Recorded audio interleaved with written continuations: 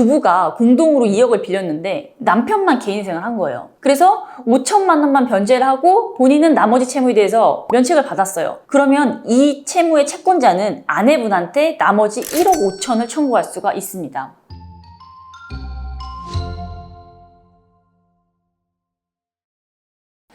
안녕하세요. 회생이 답이지의 이미지 변호사입니다.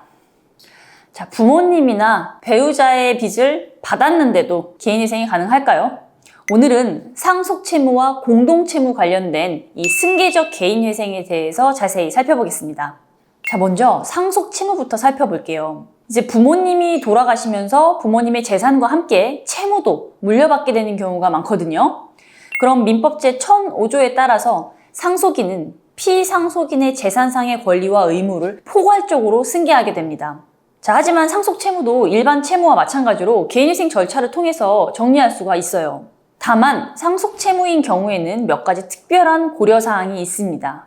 첫째로 상속 당시의 상황을 좀 정확하게 파악을 해야 돼요. 그러니까 상속 재산보다 상속 채무가 많았는지, 아니면 다른 공동상속인은 있는지, 상속 폭이나 한정 승인의 기간을 놓쳤는지, 이런 부분들을 종합적으로 검토를 해봐야 됩니다. 둘째로는 피상속인의 생전 채무 상황을 좀 객관적으로 확인하고 입증을 해봐야 돼요. 금융기관 채무는 비교적 확인이 쉽지만 개인 간의 차용증이나 사업상의 채무는 명확한 입증이 어려울 수가 있거든요. 실제 사례를 말씀드리면 아버지가 운영하시던 사업체의 채무를 상속받은 분이 계셨어요. 그 아버지 생전에는 개인 보증까지 서서 총 5억 원 규모의 채무가 있었는데 상속 재산으로는 낡은 공장 건물 하나뿐이었어요.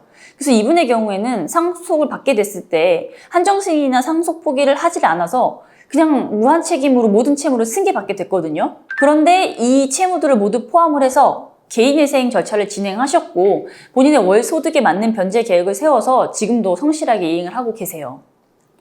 자, 다음으로 공동채무의 경우를 보면요. 공동채무는 여러 명이 하나의 채무를 같이 책임지고 있는 경우를 말해요. 그러니까 가장 흔한 예가 부부가 공동 명의로 같이 대출을 받거나 사업 파트너끼리 연대 보증을 서는 경우, 이런 게 있어요.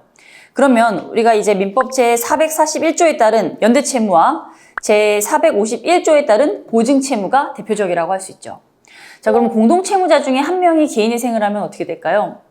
개인회생을 한 채무자는 변제 계획에 따라서 일정 부분만 변제하고 나머지에 대해서는 면책을 받게 돼요. 하지만 다른 공동채무자의 책임은 그대로 남아있거든요. 그러니까 예를 들어서 부부가 공동으로 2억을 빌렸는데 남편만 개인회생을 한 거예요. 그래서 5천만 원만 변제를 하고 본인은 나머지 채무에 대해서 면책을 받았어요. 그러면 이 채무의 채권자는 아내분한테 나머지 1억 5천을 청구할 수가 있습니다. 2021년도에 나온 대법원 판례에 따르면요. 공동채무 연대 보증의 책임은 개인회생 계획 내에서 한정적으로만 효력이 미친다라고 명확히 밝혔거든요. 그러니까 개인회생을 한 당사자한테만 면책의 효력이 있다는 거고 다른 공동채무자에게는 아무런 영향을 주지 않는다는 뜻이에요. 자, 그러면 모두가 영향을 받으려면 공동채무자들이 다 함께 개인회생을 하면 어떨까요? 이게 이론적으로는 가능한데요. 실무상으로는 쉽지 않은 일이에요. 왜냐면 이 채무자분들 각자의 소득이나 재산 상황이 다 다르기 때문에 변제 계획이 다 달라질 수밖에 없거든요. 그리고 법원에서는 공동채무자들의 개인회생 신청이 서로 영향을 주지 않도록 별도로 좀 심사를 따로 해요. 그러다 보니까 결과가 어떻게 될지 예측하거나 장담하기가 상당히 어렵습니다. 그리고 부부 공동명의의 대출의 경우에도 특별한 주의가 필요해요. 그러니까 이 경우에 한 사람만 개인회생을 하면 공동명의 재산에 대한 처리가 좀 복잡해질 수가 있거든요. 그러니까 예를 들어서 이 부부의 공동명의의 아파트가 있는 상태에서 남편만 개인회생을 하면 아파트의 절반에 대해서 청산가치 적용이 됩니다. 하지만 실제로는 아파트 전체를 처분해야 되는 경우가 많으니까 배우자와의 협의가 필요하게 돼요. 자, 그리고 연대보증 채무는 또 다른 문제인데요. 연대보증인이 개인회생을 하더라도 주 채무자의 책임은 그대로 남아있어요. 그러다 보니까 오히려 연대보증인이 개인회생으로 변제 능력을 상실했다, 이렇게 판단이 되면 주 채무자한테는 더 큰 부담이 남겨지게 되죠.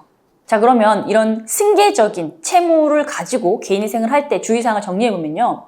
첫 번째로 상속채무의 경우에는 정확한 채무 규모를 파악해야 돼요. 그러니까 입증되는 채무인지 여부를 봐야겠죠. 그리고 피상속인의 생전 그 재정 상태를 좀 객관적인 자료로 다 정리해서 입증을 해놓으셔야 돼요. 그 둘째, 공동채무의 경우에는 다른 채무자와의 관계를 좀 정리를 하셔야 됩니다. 그래서 향후에 구상권 문제가 발생하거나 추가로 변제해야 되는 문제 등이 있는지를 미리 검토를 해서 그 부분도 함께 고려를 해야겠죠. 그리고 셋째로 가족관계나 사업관계에 미칠 영향도 고려를 하셔야 되겠죠. 그러니까 개인회생은 그 개인의 재정 회복을 위한 제도이지만 공동채무나 상속채무 관련된 경우에는 다른 사람에게도 영향을 미칠 수가 있어요. 따라서 개인회생 신청 전에 이런 부분에 대한 충분한 검토와 관련 있는 사람들, 가족이나 사업상 동료들에게 협의를 좀 하시는 것이 필요합니다. 그렇지만 상속채무나 공동채무가 있다고 해서 개인회생을 포기하실 필요는 없어요. 이게 다 각각의 채무의 특성을 파악을 하고 합의해야 되는 사람들과 협의를 통해서 적절한 법적인 조치를 취하면 최선의 해결 방안을 찾을 수 있습니다. 혹시 상속받은 채무가 있으시거나 공동채무 때문에 고민이 많으시다면 전문가와 반드시 상의를 해보시기 바랍니다. 고정 댓글로 남겨드린 연락처로 연락 주시면 저희 사무실에서 최선을 다해서 도와드리겠습니다. 감사합니다.